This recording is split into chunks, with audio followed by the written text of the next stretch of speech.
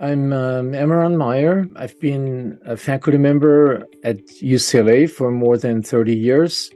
I'm a gastroenterologist with a strong interest in brain-gut and brain-gut microbiome interactions. I'm the director of the Center for Neurobiology, Stress and Resilience, and the founding director of the Goodman-Luskin Microbiome Center at UCLA.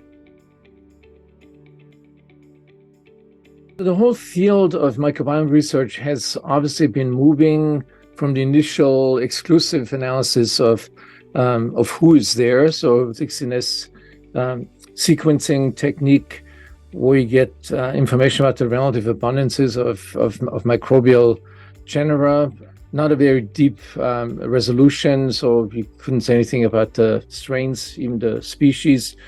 It has moved from there to what do these microbes actually produce? What genes do they express? Because that's ultimately what we're interested in. What do their products do to the brain, to the central nervous system, to emotion, stress sensitivity, stress perceptions?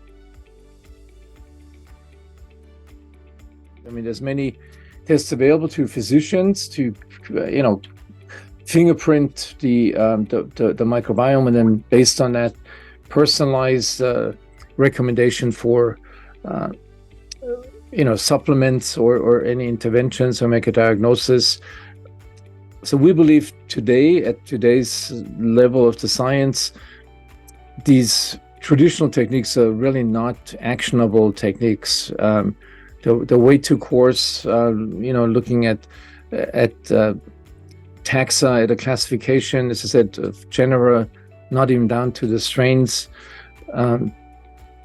that just don't hold up to the claims that companies make, that they would allow you to say something if you have a dysfunctional gut microbiome. So the composition of the microbes could be very different between two patients, but they might produce the same metabolites, the same neuroactive metabolites. So if you made your conclusion or your recommendation based on the sequencing, the DNA sequencing technology, it just wouldn't give you the correct answer. So with metabolites, it's always the question, how many come from the host and how many come from the microbes? So it's a complex system that interacts in bidirectional ways, and it's modified, or it records or influenced by a wide variety of factors from the brain, the mind, the environment, the food intake, exercise levels, sleep, and all these factors influence ultimately what the output of the microbes in the gut is, and which then partially get into the systemic circulation. We want to do something that is not stressful or painful, or not even feasible, like a stool collection during an ongoing experiment.